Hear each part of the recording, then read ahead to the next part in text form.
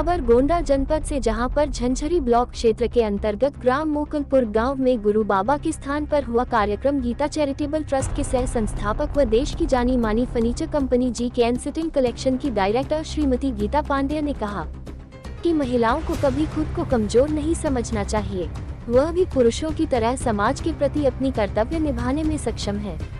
शिक्षा के साथ साथ राजनीति व नौकरियों में भी महिलाएं आज पुरुषों के मुकाबले कंधे से कंधा मिलाकर खड़ी हैं।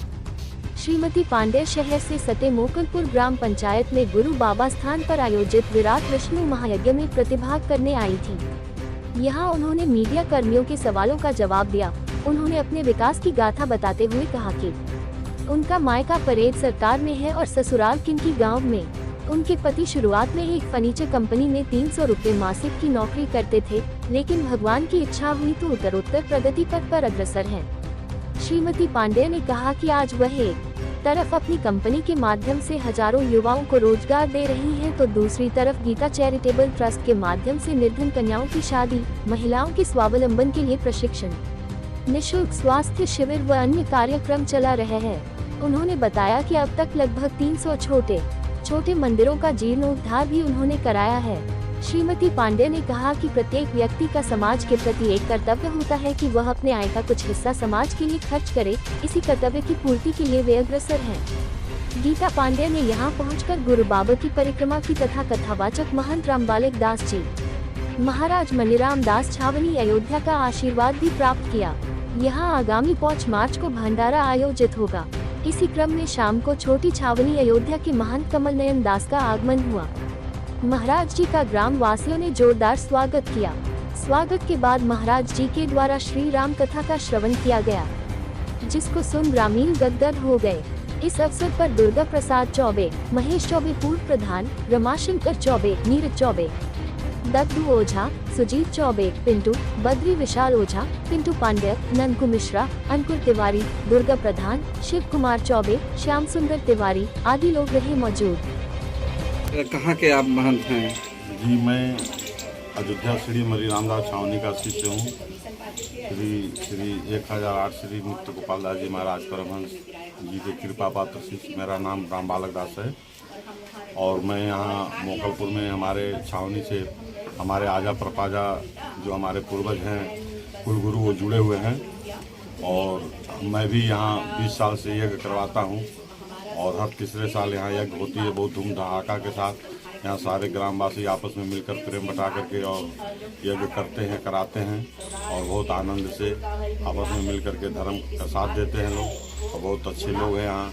और इसलिए सभी देवी देवताओं को भी मानने वाले हैं, साधु संतों की सेवा करने वाले हैं और मैं उन लोगों का लाख लाख आभारी हूँ और मैं आशीर्वाद देता हूँ वो लोग आगे बढ़ते रहें और ऐसे साधु संतों की सेवा करते रहें और धर्म कराते रहें। महाराज जी, जिस तरीके से इसमें रामचरित मानस को लेकर विवाद चल रहा है, जिस तरीके से स्वामी प्रसाद मौर्य ने बयान दिया, क्या मानते हैं कितना गलत है और उस पर ऐसे लोग किस तरीके से बयानबाजी करके हिंदू धर्म को चोट पहुँचा रहे हैं? ऐसा हिंदू धर्म का चोट कोई पहुँचा ही नहीं सकता क्योंकि सनातन धर्म है और इसी सनातन धर्म से हर धर्म निकला हुआ है। इसको कोई चोट पहुंचा ही नहीं सकता और जिसके पास जितना बुद्धि हो अपने अपने बुद्धि से रामचरित मानस का अध्ययन करता है, अपने अपने बुद्धि से बोलता है और रामचरित मानस एक बहुत बड़ा ग्रंथ है और उसको कोई आज तक था पाया है न था पाएगा और उसकी कोई बेइज्जती कर ही नहीं सकता है। अच्छा, रामचरित मानस को लेकर जिस तरीके बयानबाजी किया है, कर रहे हैं कि उसमें महिलाओं को नीचा दिखाया गया है, गरीब को थप्पड़ मारो, इस तरीके से क्या मानते हैं कि इस तरीके से बयानबाजी करके ऐसे लोग क्या दिखाना चाहते हैं? कहाँ पर आया है? मैं तो देखा नहीं कि महिलाओं को नीचा दिखाया नहीं, वो लोग ऐसा बयानबाजी करके क्या दिखाना चाहते हैं? नहीं, वो दिखाना चाहते हैं कि सनातन धर्म को नीचा करना चाहता है, हिंदू धर्म को नहीं।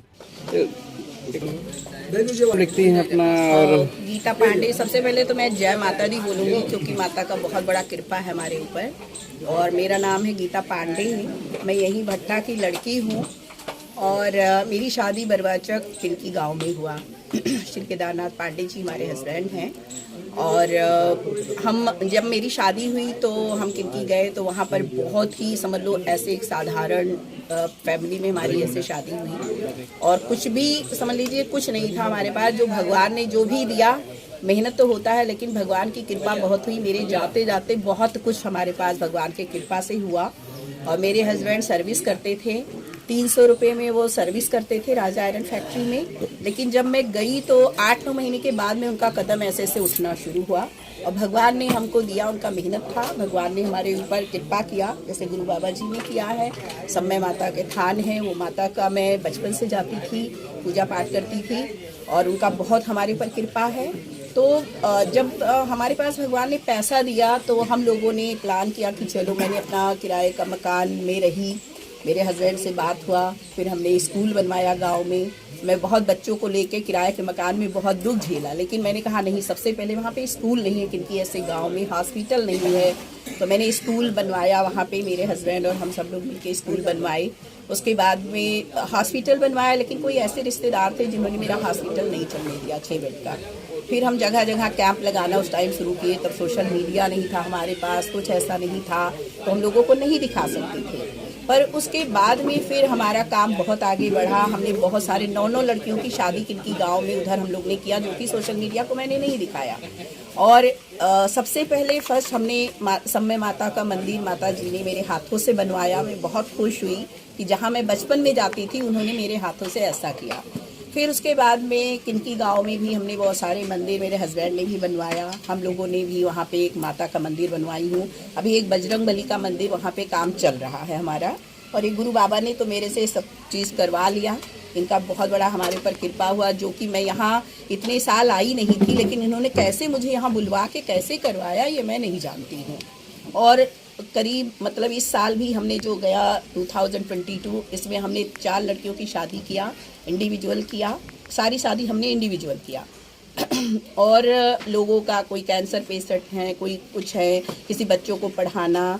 हमारा एक साउथ सिटी 1 में गुड़गांव में एक संस्था चल रहा है, जो संस्था में 300 बच्चे हैं, औरतें हैं, जो स्टिचिंग और कंप्यूटर कोर्स और ब्यूटिशियन का कोर्स